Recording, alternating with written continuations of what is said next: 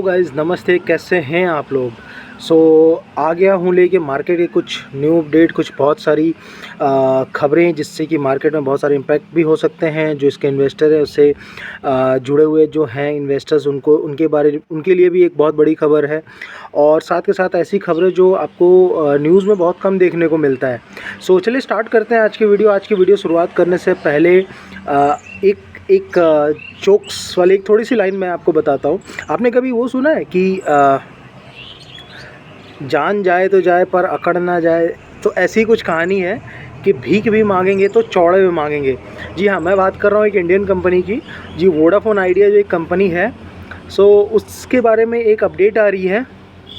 Update ये है कि वोडाफोन आइडिया ने जो इंडियन गवर्नमेंट का जो बकाया है लगभग 30,000 करोड़ रुपए, उसके लिए एक रिक्वेस्ट डाली थी माफ़ करने के लिए। जो उसका इंटरेस्ट था उसको माफ़ करने के लिए एक रिक्वेस्ट डाला था, जिसको इंडियन गवर्नमेंट ने रिजेक्ट कर दिया है। तो अब जो वोडाफोन आइडिया है वो प्लान कर रहे हैं कि वो सुप्रीम कोर्ट जाएंगे।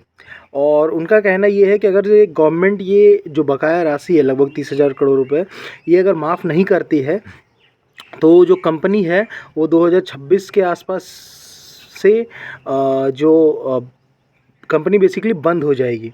कंपनी ना तो अपने सेवा दे पाएगी ना कुछ हो दे पाएगी।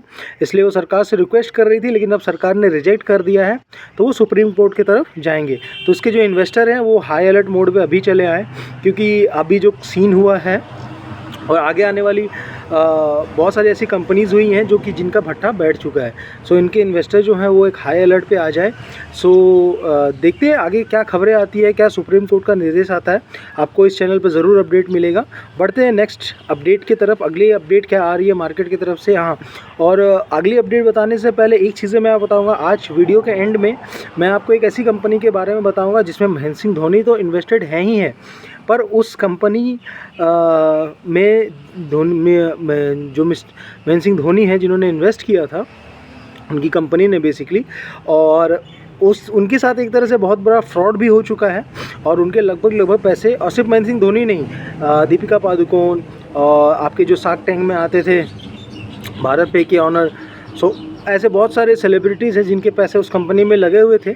और वो कंपनी के ऊपर अभी वो कंपनी बेसिकली इनके साथ, सबके साथ एक फ्रॉड कर चुकी थी। वीडियो के एंड में उस पर भी बात करेंगे। बढ़ते हैं, अभी नेक्स्ट अपडेट क्या आ रही है, तो नेक्स्ट अपडेट के तरफ बढ़ते हैं। जी हाँ, नेक्स्ट अपडेट आ रही है सिंगापुर की जो कंपनी है सिंगटेल। जी हाँ, और सिंगापुर की कंपनी सिंगटेल का भारतीय एयरटेल में भी पार्टनरशिप है, इन्वेस्टेड है। बेसिकली वो अपना जो सिंगटेल कंपनी है वो भारतीय एयरटेल के अपने लगभग 1.2% के जो पार्टनरशिप है वो बेचेगी, हिस्सेदारी अपना सेल करेगी। और ये हिस्सेदारी लगभग 1.4 बिलियन डॉलर में लगभग बेच दी है। तो इसकी प्राइसिंग लगभग इतनी है। बेसिकली 16 मई को ये अपडेट आई थी। और लगभग इसके बारे में अगर मैं बताता चलूँ तो अब इस कंपनी सिंगटेल जो कंपनी है उसकी हिस्सेदारी 2.95 से घटकर 28.3% रह गई है। 29.5% से 28.3% रह गई है। और कंपनी ने जो डिसीजन लिया है पार्टनरशिप बेचने का, ये उनका एक पर्सनल डिसीजन है, ताकि वो इस जो मनी आएगी वो उसको अपने और किसी फ्यूचर प्रोजेक्ट में लगा सके। ऐसा कुछ नेगेटिव न्यूज़ नहीं है। और भारतीय एयरटेल अगर देखा जाए तो इंडिया के अंदर 2 ही कंपनीज बच रही हैं, एक जियो और एक एयरटेल। तो फ्यूचर भी ऐसा कुछ बुरा नहीं है, कंपनी अच्छा कर भी रही है। मेक श्योर इसके इन्वेस्टर्स के लिए बस एक न्यूज़ अपडेट थी, नज़र बनाए रखें। और इसकी जो मैं अगर बात करूं तो ये जो डील हुई थी, ये डील लगभग 1814 रुपये के आसपास हुई है। तो ये एक लेवल आप मार्क करके रख लीजिए, ये एक अच्छा लेवल है। और जिन्होंने लिया है, क्योंकि किसी ने बेचा है तो किसी ने लिया भी है, तो ये एक लेवल अच्छे सपोर्ट के तौर पे काम करेगा। बढ़ते हैं अगले अपडेट की तरफ। अगली क्या अपडेट आ रही है मार्केट के तरफ से? बेसिकली अगली अपडेट जो आ रही है वो आ रही है ग्रीन एनर्जी, रिन्यूएबल एनर्जी की तरफ से। जी हाँ, रेन्यू एनर्जी ग्लोबल ने आंध्र प्रदेश के अनंतपुर ज़िले में लगभग 22,000 करोड़ रुपए का एक रिन्यूएबल एनर्जी जो प्रोजेक्ट है वो स्टार्ट किया है, जो लगभग 2.3 मेगावाट की बिजली जो है वो बनाएगी रेन्यूएबल एनर्जी सोर्स से। सो इंडिया के आने वाले टाइम में ऐसा, अगर आप एआई से भी, मैं आपको एआई से भी जब आप बात करेंगे, सो ऐसा बताया जाता है कि रेन्यूएबल एनर्जी जो सेक्टर है वो 2030 तक बहुत ज़्यादा ग्रो करेगा। जो इसके इन्वेस्टर हैं या रेन्यूएबल एनर्जी के अदर कंपनी के भी जो इन्वेस्टर्स हैं, सो वो बेसिकली आप इस पे फोकस रह सकते हैं इस सेक्टर के ऊपर, क्योंकि ये सेक्टर बहुत ही अच्छा काम कर रहा है और भारत की जो डिमांड भी है वो मैक्सिमम भारत फोकस भी कर रहा है रेन्यूएबल एनर्जी की तरफ ग्रो करने की।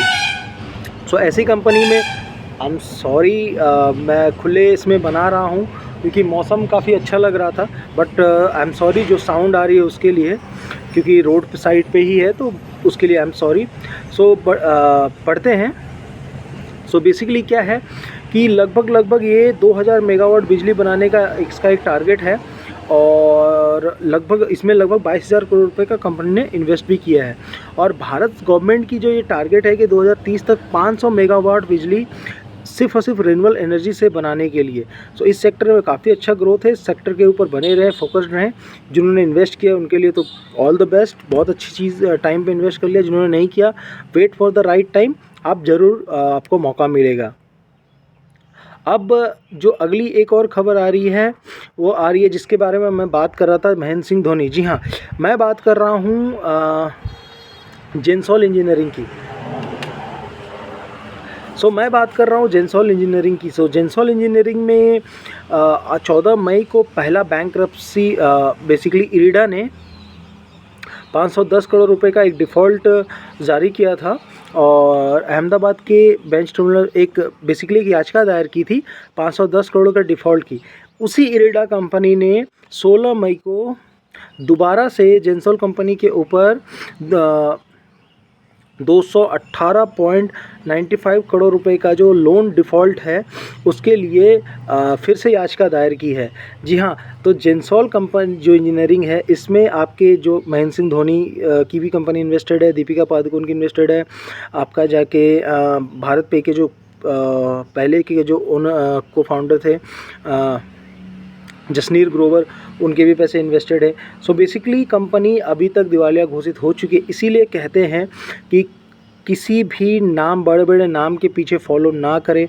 कंपनी का डाटा देख लें, कंपनी के फंडामेंटल देख लें, कंपनी धंधा कर रही है नहीं कर रही है, सो ये देख लें। अब इसके जो इन्वेस्टर है मैं उनको क्या ही बोलूँ कि या तो आप निकल जाओ और निकल ही जाओ, क्योंकि अब इसका कोई फ्यूचर बचा नहीं है। सो बेसिकली इरिडा जो कंपनी है उसने अभी तक लेके दो बार इस कंपनी के ऊपर एक लोन फ्रॉड के लिए एक याचिका दायर कर दी है। सो मेक श्योर इस पे नज़र बनाए रखें और इससे दूर रहें ऐसी कंपनियों से।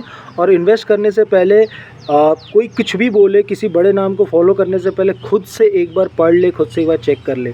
सो आज की वीडियो यहीं पे ख़त्म करते हैं। लेके आऊँगा फिर अगले टाइम कुछ अगली बड़ी अपडेट के साथ। तब तक मार्केट में बने रहिए, ध्यान देते रहें, इन्वेस्ट करते रहें, ट्रेड करते रहें। तो तब तक के लिए मिलते हैं नेक्स्ट वीडियो में। Thank you so much. और प्लीज़ लाइक एंड सब्सक्राइब। आप वीडियोज़ में व्यूज़ आते हैं बट लाइक एंड सब्सक्राइब नहीं आते। सो अगर आपको ये काम की वीडियो लगती है तो प्लीज़ शेयर करें, प्लीज़ लाइक एंड कमेंट ज़रूर करें। आपको अगर किसी टॉपिक पे स्पेशली वीडियो चाहिए तो मैं वो भी आपको बना के बता दूंगा। तब तक के लिए थैंक यू सो मच। मिलते हैं अगली वीडियो में।